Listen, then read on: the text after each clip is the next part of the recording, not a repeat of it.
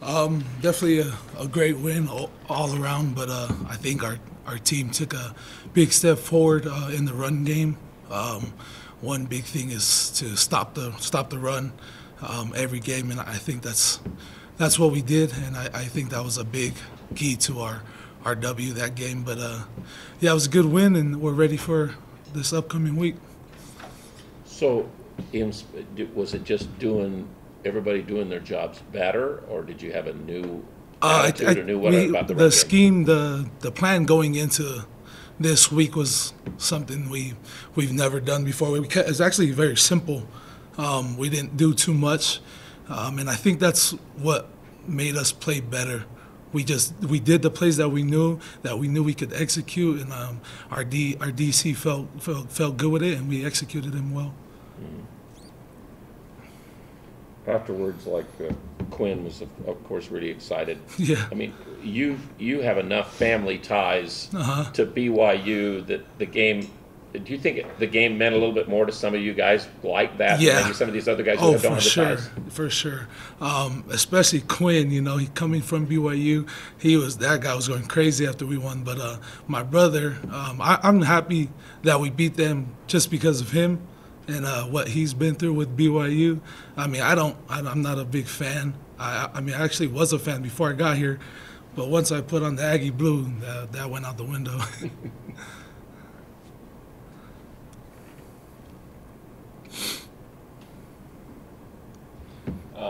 Chris, I mean, you guys held them before that last drive. Yeah, I think 14 rushing yards. You Yeah. played in a game that the defense was so dominant like that on the run I game. I haven't.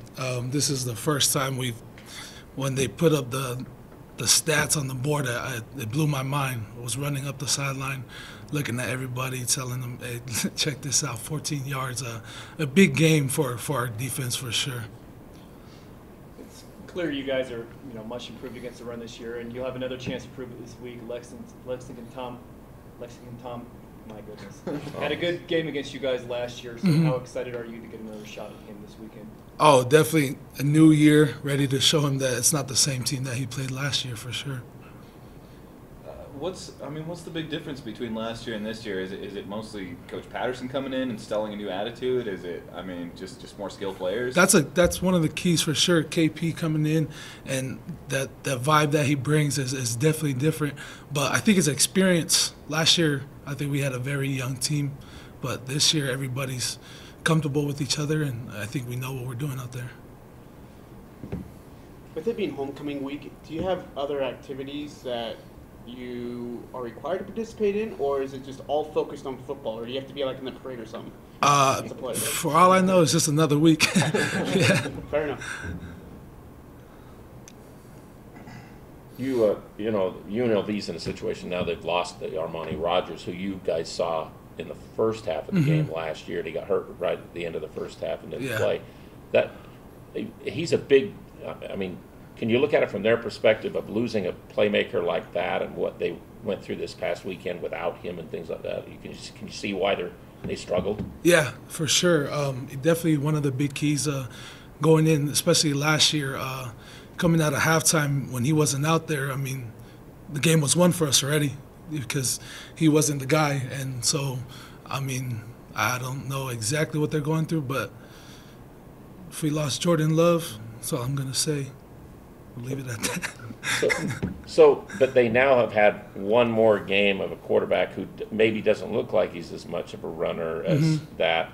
So do you think you might have to throw out a lot of the film that you've seen up until now? It might be a hard deal going in Saturday to see what you're going to get. We don't know what we're going up against because it's definitely I don't know if they're going to change their scheme or how they're going to go about it. But I think our main focus is going to be trying to stop the running back right now until it comes and we see what he can do, the QB can do with his arm.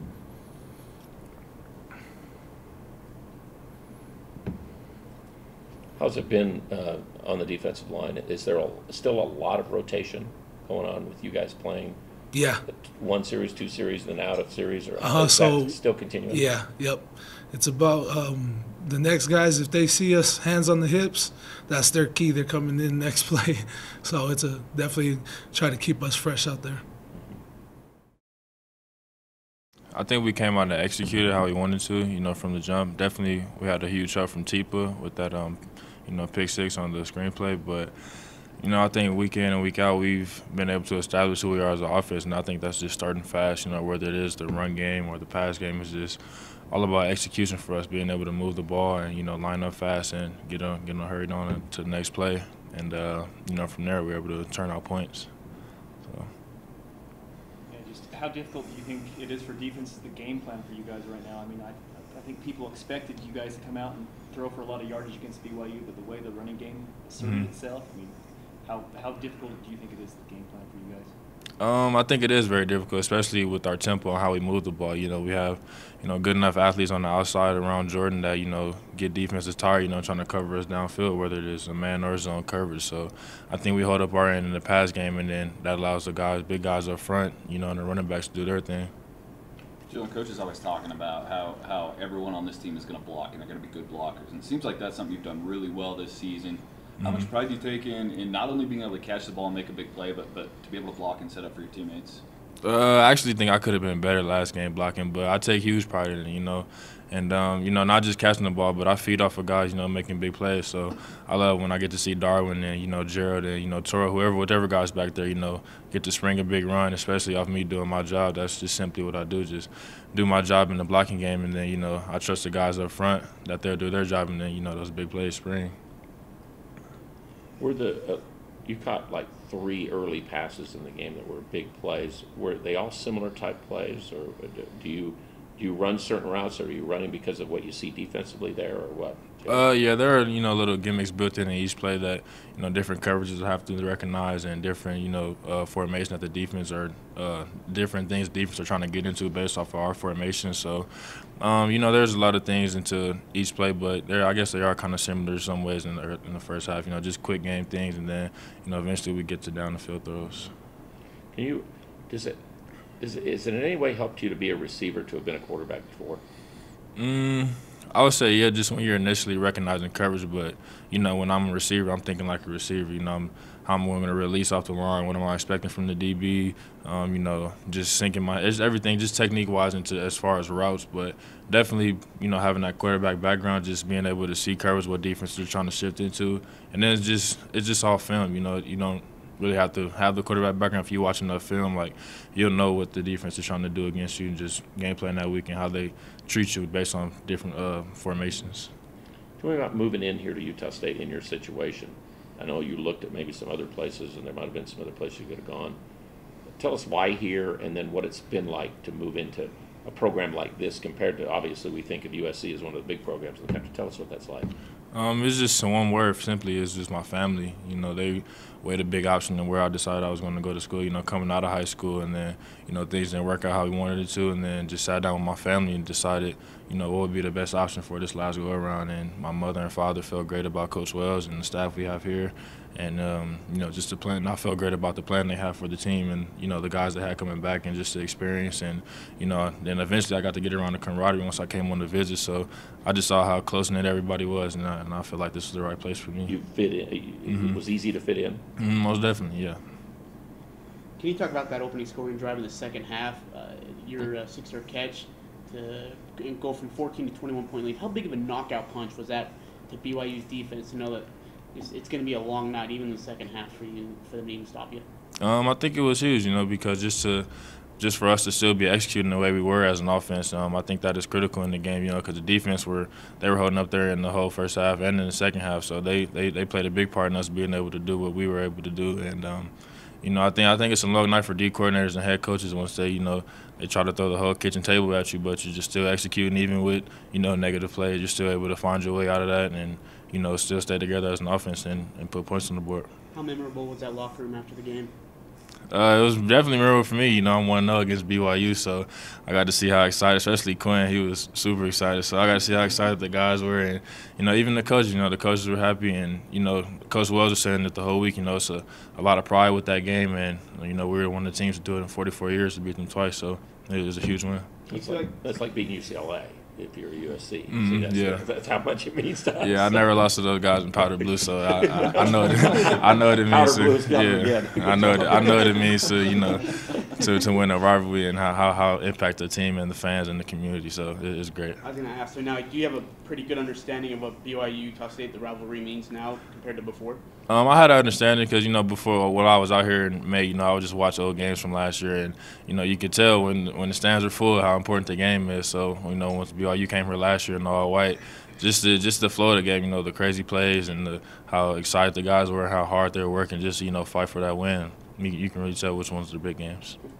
Joe, and this game was a little more even as far as time of possession goes compared to some of the other ones, but with how fast you guys run, do you see defensive backs just panting the whole game? And how tired do you guys get? Oh yeah, the pace you play at? You definitely notice it. You'll see, like Chris said, once the D line puts their hands on their hips, you got them right where you want them. So we had a couple of their guys, running, trying to get into formation, standing up while we're ready to snap the ball, and DB's kind of confused. You see them bust coverages sometimes once you go back and watch film, and even when you talk about it at halftime, so that just makes you even more excited, makes you even more juiced to get ready for the next play, not even worry about how tired you are.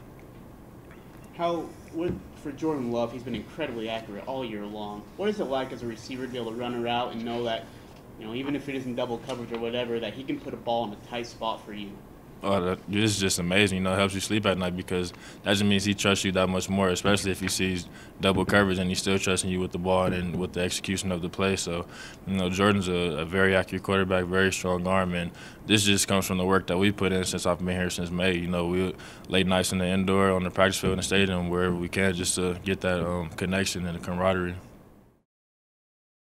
First of all, really proud of our players and our assistant coaches. I thought they did a great job of the preparation throughout the bye week and BYU week. Thought we prepared really well. Thought we had great game plans, and I thought our guys gave great effort and executed it for the most part fairly well. I think there's a pretty good consensus amongst the coaches and the players that we didn't play our best game on offense or defense, both of them, but it was good enough, and we did play well. I'm not going to take that away from us at all.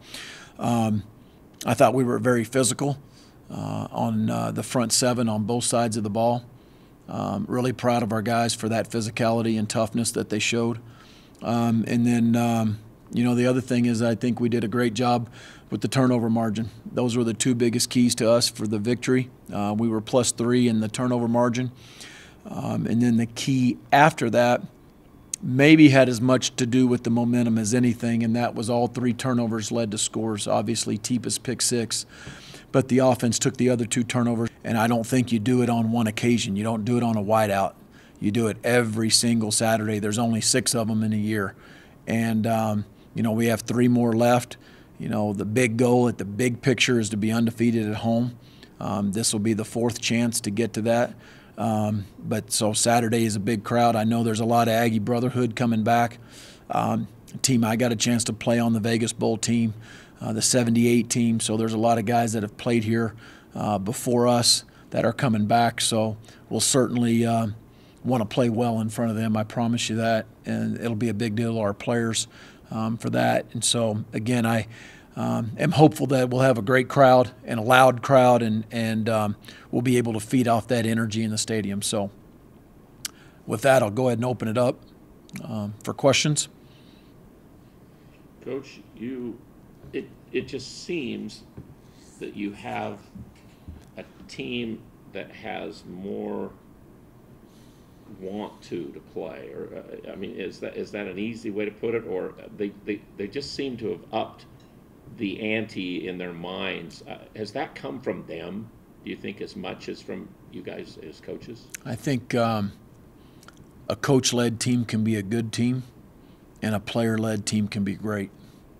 And I think the great teams that we've had around Utah State that I've been fortunate to be a part of as a player, as an assistant, and as a head coach, they have been player-led. Not player-run, but player-led, and there's a difference in those two. And I really have been impressed with our captains, with our seniors. These guys, just their demeanor and their willingness to really take our theme of the week or focus of the week and really kind of put it into motion and put it into play in the locker room. And they have led by their production. Our best players have played very well. And that's, first of all, I think the first step to being a great leader, but the credit goes to those players. How many captains do you have? We have 18. So there's So 18. yeah, so what we do is it's kind of a captains as well as a player committee. And we have 8 seniors, 6 juniors, and 4 sophomores. 18. I know I'm from Oklahoma. I can count. It just took me a minute. But yeah, so. I knew you had. I just Yeah. didn't know how many captains. Yeah, I and knew then you we had a rotate the committee. 4 game captains. We'd rotate it around. Yeah, I mean, again, most impressive thing to me about Friday's game was just the offensive line and the front 7 on defense. So, I mean, just looking back at that game, who really stood out to you? Who really came to play for you guys in those 2 units? Everybody that played. I mean, I'd be remiss, I don't, you start singling them out, all I'm going to do is tell you all the starters and all the backups. Alfred Edwards, our starting left tackles, started 5 games at left tackle, goes out the first series, and nobody in the stadium knew it except his mom and his O-line coach, and me, and the trainers. That's it.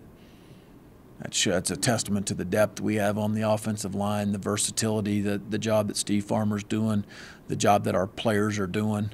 I thought our O-line and D-line played a very good game, probably the best game combined of those 2 on the season. And I thought Michigan State, we played pretty well up front on both sides. Speaking of which, Dax Raymond left a little bit early. Can you give any comment on that? Is he done for the season? Or? No, absolutely not done for the season, but he'll be out for a couple weeks. What was the locker room like after that game? It's a pretty good celebration. It's a rivalry. It's a rival game. It's an in-state rivalry, and I've never shied away from those comments. As a big deal to those players. It's a big deal to the school. It's a big deal to our alumni. I guess I kind of fit almost every one of those categories. It's a big deal to me. It was a great locker room. Those are things you remember that stuff for a long time. We'll move on. We've already moved on to Vegas, but that game, really, it's exactly what I tried to make it out to be. It's 1 game, 1 trophy, and a heck of a lot of pride. So the only thing we got right now is the pride. We've got the trophy for another year, and you really, I think those feelings will come back up in the off season. To be honest with you, you'll remember them. They won't forget them. But yeah, it's a heck of a locker room scene. And I was getting texts from the guys, a lot of the guys on the 2014 team on Saturday and Sunday, and I said locker room was just like it was in 2014. So they don't forget that stuff. I've got to imagine it's intentional to keep the wagon wheel right out here where everyone can see it every day. I walk past it every day. How do you evaluate UNLV with this last game? Because, they didn't get anything offensively at all with this new quarterback. Do you throw out that game and just figure, hey, they're going to come up with something different with a new quarterback? Or how do you evaluate? No, I don't think you throw it out because it's evidence on tape. It's hard to discard that. You've got schemes that are going to be consistent throughout the first, part of the season, the first 5 games, I guess, for them. And then you're looking at personnel. And so you do a little bit of all that, what they've done in the past, what they could do, coordinator tendencies, things that have had success against our defense. All those kind of things. You just kind of try to take all those things into consideration. This quarterback obviously is a completely different guy than Right. Rodgers, right? Right. So it has to change the way they play. Yeah, and it may change a little bit of the way they call things too on offense. They finally started to throw the ball a little bit when they were behind, Yeah. obviously, in the fourth quarter against New Mexico or whatever. But Thomas only carried the ball 1 time in the first half, but they only had 1 first down. So, it's hard to even see much of that game or anything, I guess. Yeah. I think, the biggest thing is they'll get those guys going. That's a really good coaching staff. I think, you look at To me, you just look at the body of it. That means all of it. The USC game, they played extremely physical and were extremely competitive that whole game. I mean, Arkansas State is a really good football team in Jonesboro. We've been there. I got a lot of respect for Blake. I know it. I know Blake Anderson well, and that game comes down to the wire. So this is a good team. I'm sure Saturday didn't go as well as they wanted it to, but I'll promise you they'll come in here. We'll be ready, but they'll be a good team, and they'll have energy and effort, and they're going to play good Saturday. UNLV has given up some yards this year, but they also fly to the ball. They have 11 sacks. They have a guy with 9 tackles for loss. So how good of a test will this be for your offensive line? Oh, I mean, they've got talented guys. I just said that in my opening statement. I mean, they've got guys that get your attention really quick. They've got guys that have been active behind the line of scrimmage. They got two physical safeties. I mean, really. Yeah, it's going to be the battle of Dalton Bakers this week. That's right. They won't play against each other unless they play on special teams. Yeah. I haven't looked at it that far yet. Yeah, he averages more than 10 tackles a game. Our Dalton Baker doesn't, but our Dalton Baker's played really well. I'm excited for him. He is, as soon as he cleans up a couple of the assignment and maybe alignment, a couple things, we found a spot for him. That's his natural spot, and he's played well at D-line for us, and I know Coach Miley's really pleased with him. Coach, do you remember as a player? I mean, was homecoming any more special at all, or was it just another game? Is that something that you even remember playing in homecoming games specifically? I don't remember who they were. I'd have to look it up in the media guide. Yeah. I think it's maybe honestly a little bit bigger deal now than it was when I played. I don't know. Well, you'll remind the guys that these former teams are coming back. You'll mention that. Oh, yeah. I promise you. Yeah, they'll know. Yeah. Just want to ask you a question about Jordan with him being offensive player of the week. I can't speak today. He didn't pass the ball as much because he ran the ball so well, but he was really efficient. How pleased were you with the efficiency with him and his opportunities? He played well. He played very well. He was stingy with the football. I thought he made good decisions in the passing game. Threw a couple away. Didn't take sacks. Got us in the right protection. Doesn't throw interceptions. Didn't throw interceptions, and I think he's playing well. He was calm. He was cool in that atmosphere. It's a tough stadium to play in. That's a loud stadium to play in, and it's done some opposing quarterbacks in before. And I thought he and Quinn handled it pretty well with all the communication, being in the shotgun every snap. I thought they handled it pretty well. You get 223 yards rushing against them. Wisconsin didn't have that many and things like that. How proud are you of that? Oh, a lot, because I think that, that's goes back to trying to win the battle in the trenches and being physical. And I think our O-line, our tight ends did that. I thought both backs ran hard. Gerald and Darwin both ran hard. They got into the secondary, made guys miss in the secondary or jumped over them. So I think, there's a lot that goes around. I thought our receivers blocked pretty well on the perimeter. We could have blocked better. If we'd have sustained a couple more blocks, you'd have seen a couple longer touchdown runs. But they're good. BYU's a good team, and I give them credit. I absolutely do. They got a good secondary, and they got off blocks. So when you play a good team like that, it's not going to all go perfect. But that was a lot better rushing performance than we had last year against them. Coach, your team's, it's one of the better teams in the nation at not allowing sacks. I think just 1/1 per game. As someone who's played the position of quarterback, what does that do for quarterbacks' confidence knowing that they're not going to get hit very often? It's a great sense of confidence. It's I think it really does wonders for a QB's confidence when he feels that. Not allowing sacks, that stat is really reflective of every single position on offense, to be real honest with you. the obvious one is the offensive line, from a physicality standpoint as well as an identification and a protection standpoint. Okay, it's the receivers in terms of their routes, running them correctly and getting open, and the timing, not making the quarterback, hang on to the ball longer. The running backs and their routes and protections, they got dual just like the tight ends do. And then obviously the quarterback going through his progression, knowing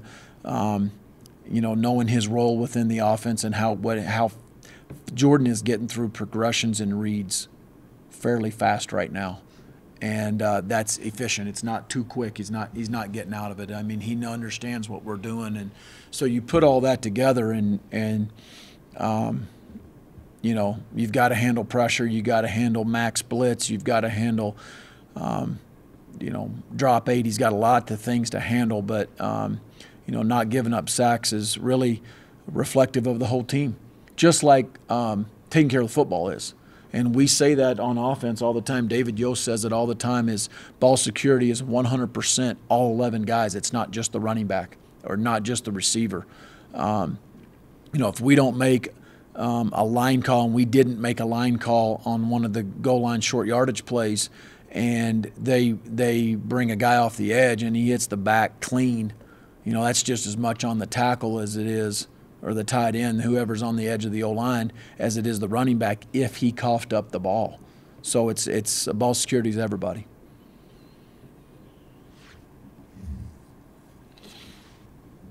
Coach, you've been incredibly complimentary of your offense, but yet you've also said that, they're not perfect yet. What's something you want to see your offense work on, or at least improve upon, going, into conference play? I think the biggest thing is continuing, and we've done a good job of this, but I think it's continuing to overcome adversity in the middle of a series. Is that, a penalty or, a negative yardage play or something like that. As you continue to overcome that, that gives you confidence as an offense. This game we got to play a little bit. We didn't play as well. I'm saying this game, Vegas coming up, we got to play better on first down. We didn't hit any of our deep shots. I think we were 0 for 5 on our passes down the field. That's a little bit on several positions. We can certainly coach that better, but we got to hit downfield shots when they're open. Now your percentage, throwing the ball vertically is typically not real high, but we've got to continue to take shots, and we got to hit our share of those. We can do a little bit better job of that.